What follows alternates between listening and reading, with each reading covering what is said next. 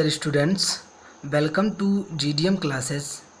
आज के इस लेक्चर में हम सेंटेंस के पार्ट्स ऑफ सब्जेक्ट के बारे में डिस्कस करेंगे। तो इसके पहले वाले वीडियो में सेंटेंस के पार्ट 1 में हमने सेंटेंस के बेसिक इन्फॉर्मेशन को, जैसे कि सेंटेंस की डिफिनीशन क्या होती है, फिर उसी के अंतर्गत हमने वर्ड्स के बारे में जाना, फिर लेटर्स के बारे में जाना, इंग्लिश लिटरेचर में अल्फ़ाबेट क्या होते हैं उनके बारे में जाना। अल्फ़ाबेट के 2 पार्ट्स होते हैं, एक वोवेल दूसरा कॉन्सोनेंट होता है, उसके बारे में जाना। और इन्हीं दोनों के मदद से वर्ड बनते कैसे हैं इनके बारे में जाना। फिर सेंटेंस और वर्ड्स के डिफिनीशंस को जाना विद एग्जांपल। फिर उसके बाद हमने पार्ट्स ऑफ सेंटेंस के बारे में जाना। पार्ट्स ऑफ सेंटेंस में हमने पहला पार्ट उसका देखा, एक सब्जेक्ट है और दूसरा प्रेडिकेट है। तो उसी क्रम में आज हम सेंटेंस के पहले पार्ट सब्जेक्ट के पार्ट्स के बारे में पढ़ेंगे कि सब्जेक्ट के कौन कौन से पार्ट्स होते हैं, सब्जेक्ट क्या होता है, कैसे, सब इन्हीं सब के बारे में हम डिस्कस करेंगे। ठीक, चलिए लेक्चर स्टार्ट करते हैं। सब्जेक्ट के 2 पार्ट्स होते हैं। There are 2 parts of subject. ठीक, पहला होता है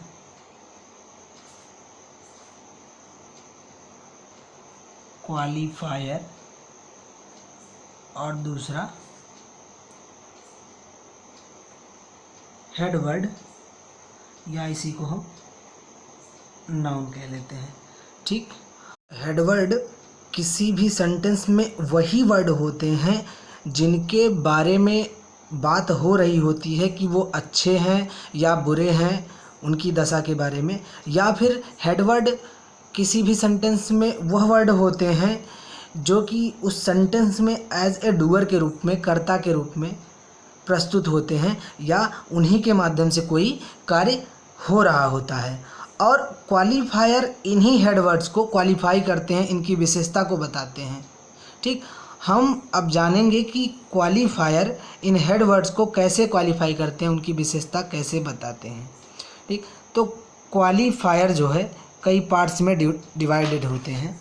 चलिए हम देखते हैं कि पार्ट्स को।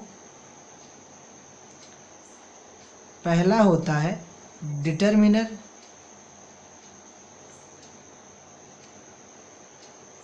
ठीक, दूसरा होता है इसका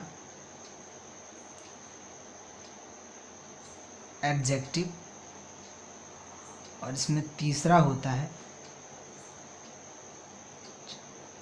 एडजेक्टिवल।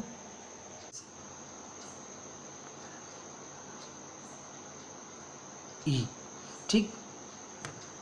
अब सेंटेंस जब बनाया जाता है तब डिटरमिनर, एडजेक्टिव और उसके तुरंत बाद यहाँ पर ये हेडवर्ड यानी नाउन आता है।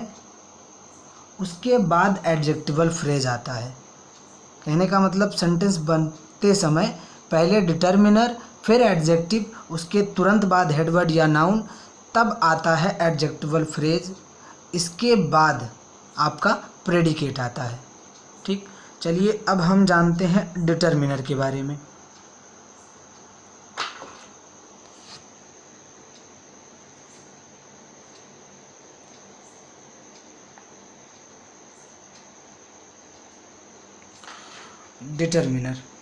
डिटरमिनर जो है ये भी कई पार्ट्स में डिवाइड होते हैं। इनको अलग अलग तरीके से बता दें कि डिटरमिनर के अंतर्गत क्या क्या आते हैं।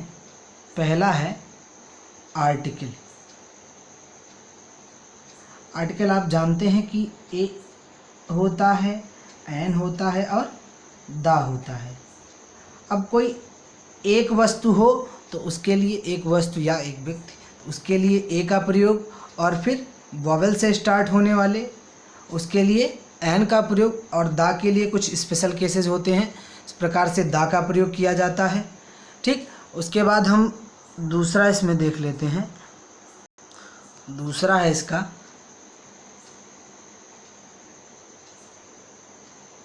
पॉजेसिव। पॉजेसिव का अर्थ ही होता है अपना से।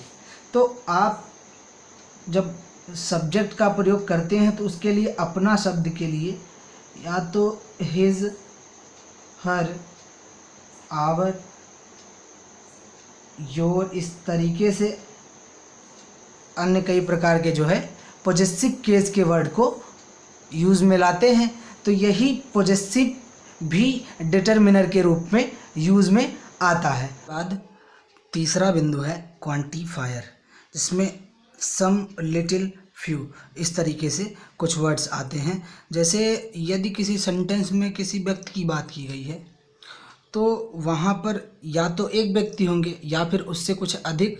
तो इस तरीके से संख्या या उनके परिमाण को बताने के लिए क्वांटिफायर का प्रयोग किया जाता है। वो भी हेडवर्ड, आपके इस हेडवर्ड को डिनोट करता है कि वो कितने हैं। अब इसमें दो होते हैं, एक है कॉर्डिनल, ठीक, इसमें जैसे 1, 2, 3 इस तरीके से संख्या के रूप में जब दिखाते हैं तो उसको कॉर्डिनल कहते हैं। और दूसरा होता है ऑर्डिनल। ऑर्डिनल में हम जैसे फर्स्ट ऑर्डर, सेकेंड ऑर्डर, इस तरीके से इसको डिनोट करते हैं, ठीक। अब इसमें चौथा बिंदु जो है वो है डिमॉन्स्ट्रेटिव।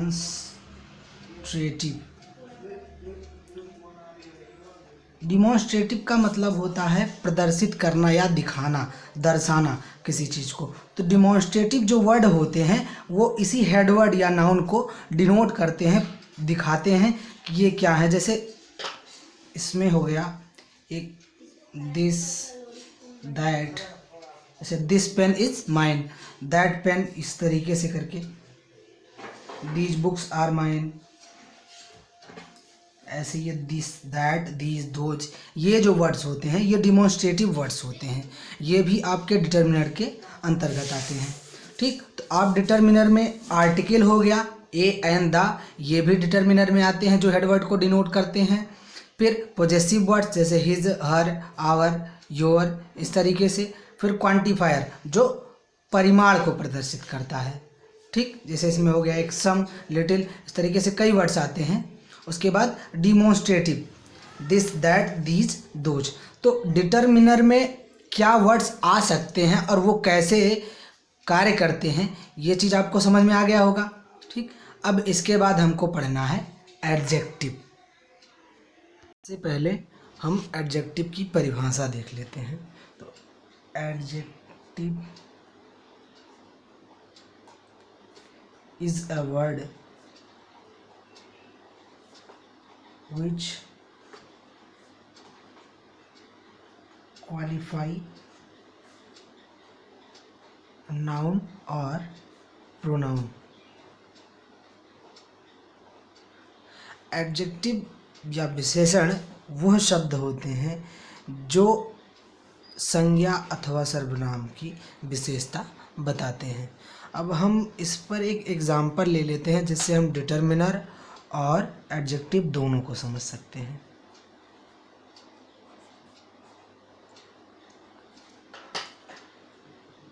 जैसे a small bird sitting on the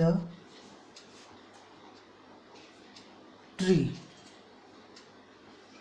flu away.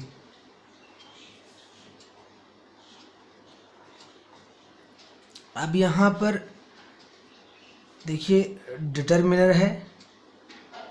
Determiner यहाँ पर क्या आया है, एज ए आर्टिकल के रूप में ए आया है।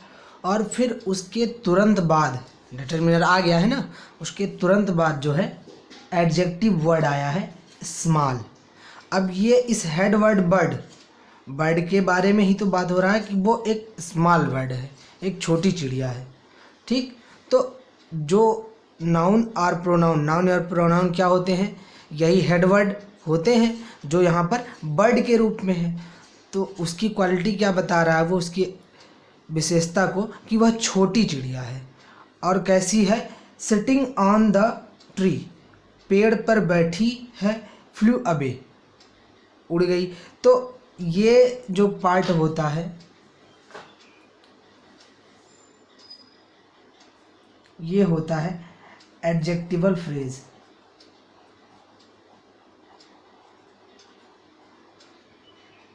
अभी हम चर्चा करेंगे इसके बारे में, पहले एडजेक्टिव जान लेते हैं।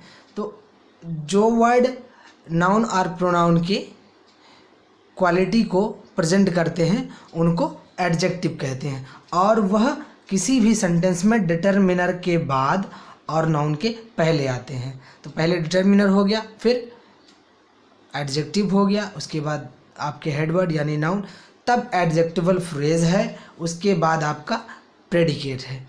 ठीक, अगर हम एक दूसरा एग्जाम्पल देख लेते हैं, जैसे द ओल्ड मैन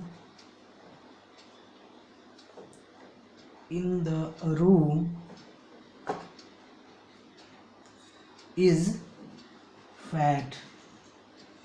तो यहाँ पर डिटरमिनर क्या आया है, आर्टिकल से द आ गया है, उसके बाद ओल्ड मैन, मैन के बारे में बात हो रहा है, एक आदमी के बारे में बात हो रहा है, लेकिन आदमी कैसा है, बूढ़ा है।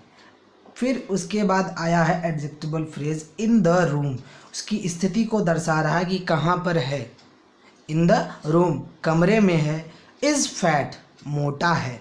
तो ये इज़ फैट आपका प्रेडिकेट हो गया, यहाँ पर डिटरमिनर हो गया, यहाँ से लेकर के ये पार्ट्स आपका हो गया सब्जेक्ट का, जिसमें ये हो गया डिटरमिनर, ये एडजेक्टिव वर्ड हो गया ओल्ड, उसके बाद मैन आपका हेड वर्ड, उसके बाद इन द रूम ये आपका एडजेक्टिवल फ्रेज, फिर इज़ फैट ये प्रेडिकेट हो गया।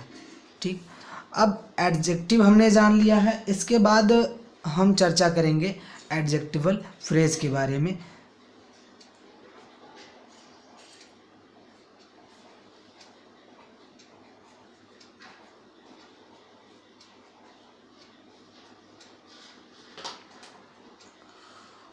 फ्रेज का अर्थ होता है वाक्यांश, हिंदी में इसकी जो मीनिंग होती है वो है वाक्यांश, मतलब वाक्य का एक अंश होता है, छोटा सा अंश। जैसे यहाँ पर एग्जांपल में आपने देखा, a small bird sitting on the tree, पेड़ पर बैठी हुई, एक छोटी चिड़िया पेड़ पर बैठी हुई थी, फ्लू अवे, उड़ गई। ठीक, इसी तरीके से यहाँ पे the old man in the room, तो यहाँ पर जो ये वर्ड आया है इन द रूम, कमरे में, तो यही फ्रेज है, यानी वाक्यांश है, छोटा वाक्य का एक छोटा अंश है, वाक्यांश है ये। तो इन द रूम ये फ्रेज हो गया, और ये दशा स्थिति बताता है कहाँ कैसे है, किसके बारे में, इस हेड वर्ड के बारे में, कि वो कहाँ है और कैसे है। इस प्रकार से कई तरीके से ये उसको डिनोट करता है। तो इस प्रकार के जो वर्ड आते हैं, ये जो फ्रेज आते हैं, वो एडजेक्टिवल फ्रेज होते हैं। इसका हम एक एग्जाम्पल देख लेते हैं। A black cat sitting on the table jumped into pot. अब यहाँ पर ए डिटरमिनर के रूप में है, फिर कैट के बारे में बता रहा है कि कैट ब्लैक है, एक काली बिल्ली है। तो कैट के बारे में जो बता रहा है कि कैसी है बिल्ली, वो एडजेक्टिव वर्ड हो गया। उसके बाद हेड वर्ड कैट हो गया, कैट की दशा को, स्थिति को बता रहा है कैसी है, सिटिंग ऑन द टेबल, वह मेज पर बैठी हुई थी या बैठी हुई, जम्प्ड इनटू पॉट, बर्तन में कूद गई या बर्तन के ऊपर कूद गई। तो यहाँ पर ये सिटिंग ऑन द टेबल यही आपका एडजेक्टिवल फ्रेज हो गया। ठीक, और इसके बाद आपने क्वालिफायर में डिटरमिनर, एडजेक्टिव, एडजेक्टिवल फ्रेज पढ़ लिया, और इसके बाद का जो पॉइंट था वो था हेडवर्ड या नाउन। तो हेडवर्ड या नाउन हम जान लेते हैं।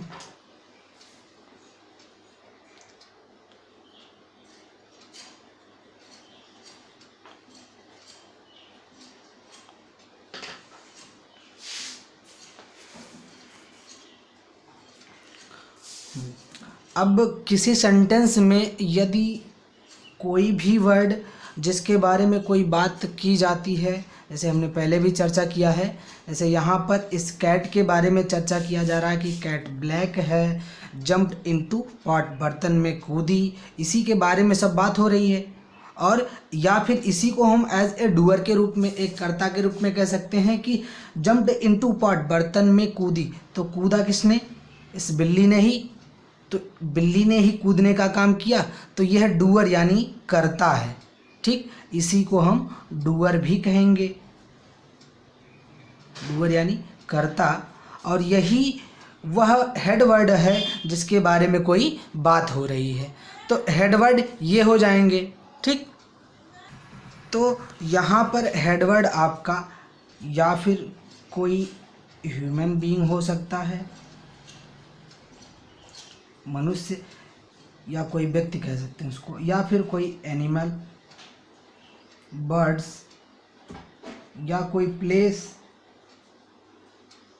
या फिर कोई वस्तु हो सकती है, थिंग्स।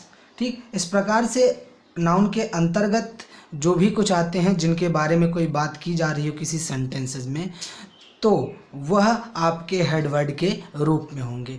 इसके बाद सब्जेक्ट में कुछ ऐसे वर्ड होते हैं जो सब्जेक्ट के रूप में कार्य करते हैं, जिनको जीरंड और इन्फिनिटिव के नाम से जानते हैं। चलिए हम देखते हैं। अब जीरंड वाक्य में कौन सी वस्तु या क्या शब्द का प्रयोग करने से प्राप्त होता है, और जीरंड बनाने के लिए हम मेन वर्ब और उसके साथ हम आईएनजी जोड़ देते हैं, तो ये जो है जीरंड मिल जाता है।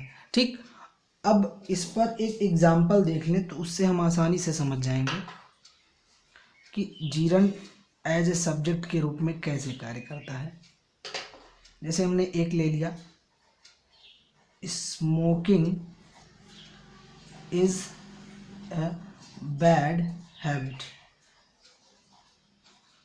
धूम्रपान एक बुरी आदत है। ठीक, तो यहाँ पर स्मोक जो मेन वर्ब था वो था स्मोक। अब इस स्मोक में आईएनजी को जोड़ दिया और बना दिया स्मोकिंग। अब स्मोकिंग का जो हिंदी में अर्थ निकला वो धूम्रपान करना हो गया। अर्थात जो जीरंड बनते हैं वो हिंदी में उच्चारण करते समय जब उनका हिंदी में अनुवाद करते हैं तो लास्ट में जो है ना करके आता है। स्मोकिंग धूम्रपान करना, वॉकिंग टहलना, रीडिंग पढ़ना, इस तरीके से ये जीरंड वर्ड आते हैं जो सब्जेक्ट के रूप में कार्य करते हैं। जैसा कि आपने एग्जाम्पल में देखा, स्मोकिंग इज़ बैड हैबिट, धूम्रपान एक बुरी आदत है। ठीक, अब हम जान लेते हैं इसमें इन्फिनिटिव।